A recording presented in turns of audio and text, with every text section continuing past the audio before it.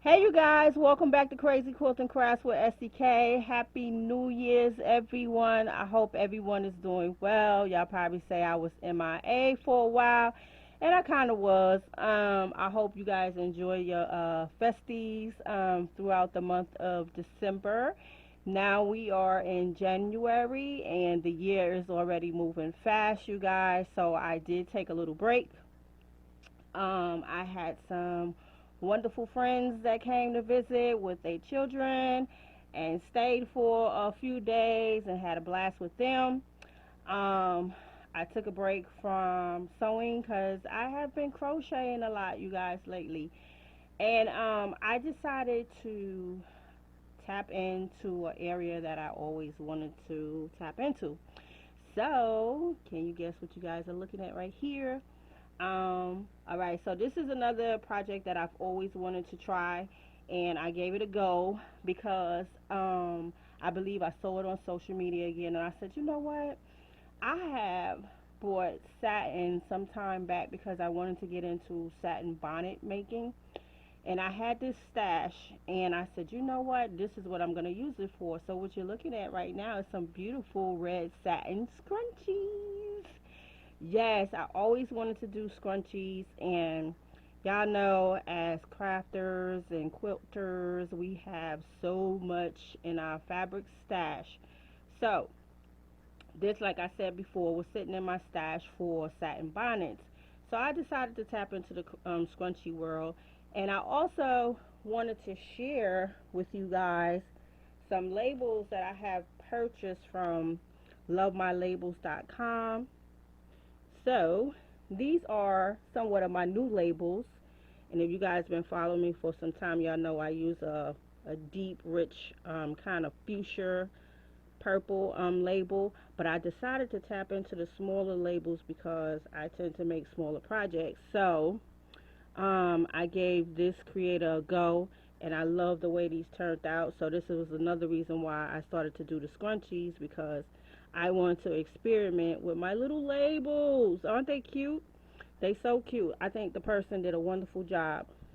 So what I did was I practiced with the satin fabric, and if you are in the scrunchie world and you're a scrunchie addict, a lot of people, females, they love the satin.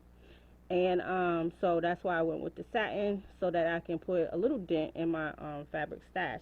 So I started out doing them medium and large. So they actually are extra, extra large. And then I went to the mediums.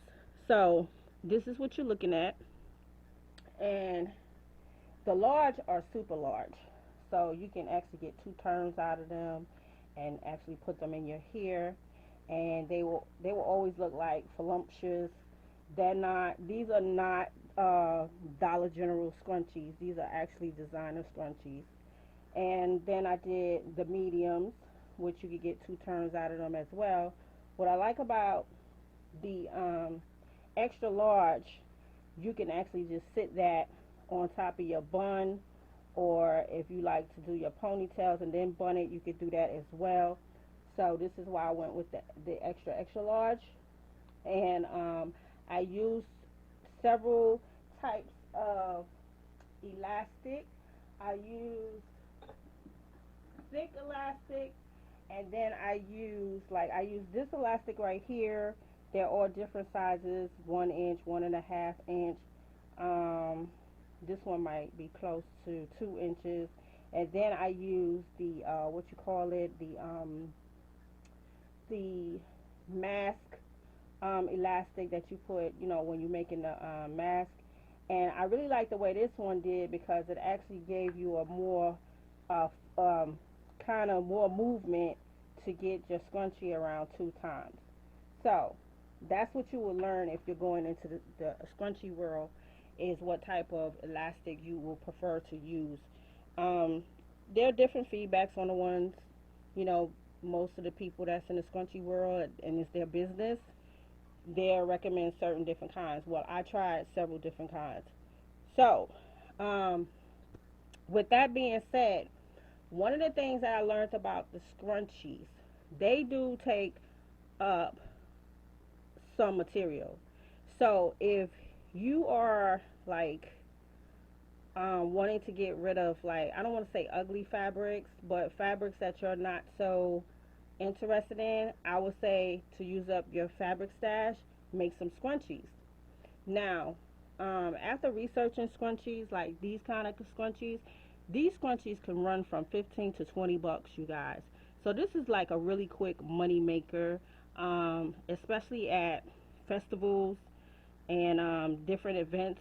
You know, like I do a lot of events, and I wouldn't mind having these on my table, like in my little jar canister or something like that, to make my table look prettier. So that's another reason why I tapped into it. So you can make, you know, quick money with these, and there are a lot of women that have businesses, and they're just all about scrunchies. So I'm always looking for little knickknacks to add into my boutique.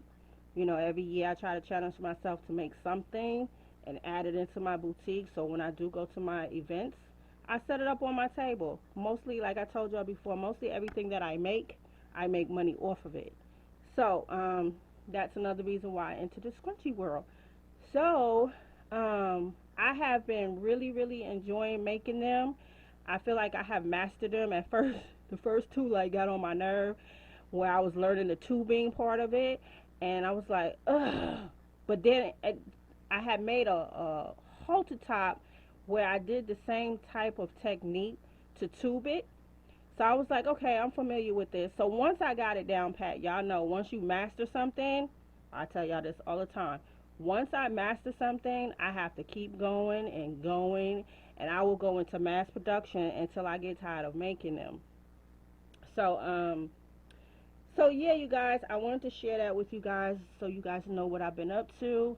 And again, yes, I took a little break. Um, and I will try to get back in the swing of things. I had one of my machines that went down on me throughout an order that I was supposed to do when it came to my embroidery machine, and I had to get that service, which was over the holidays, and it kind of set me back with an order. I was a little disappointed about that, but um, that's another story. But anyway, so that's another reason why I was at a standstill, and I just wanted to take a break. All in all, to figure out, okay, what is my next project that I want to get to. So it wound up being these scrunchies, you guys. And again, if you want to put a dent in your fabric stash, I would say scrunchies is the way to go. Now, let me get back to the design of fabrics. When I was making these scrunchies, I said, I don't know if I really want to be using up like my quilting fabrics that are so pretty to just make scrunchies, because they take a pretty decent amount of fabric to make. I would say maybe I'm trying to think of how can I give you the measurements on them. If you have like a fat quarter, you're probably going to get maybe 4 scrunchies out of one fabric fat quarter. So like I said, they do take some fabric. So after looking at my stash, I was like, I don't know if I want to use all my fabric, my quilting fabric on scrunchies, but we'll see how it works. But again, want to tap into this craft of making scrunchies, and I wanted to do a show and tell. So I hope you guys enjoyed this show and tell. And if you want to learn how to make scrunchies, there are tons of videos on how to make scrunchies. So you don't have to depend on me to do a video, and I ain't gonna promise you I'm gonna do a video. Alright, you guys, this is Crazy Quilting Crafts with SCK. I hope everyone is doing well, and I will see you guys on the next video. Peace.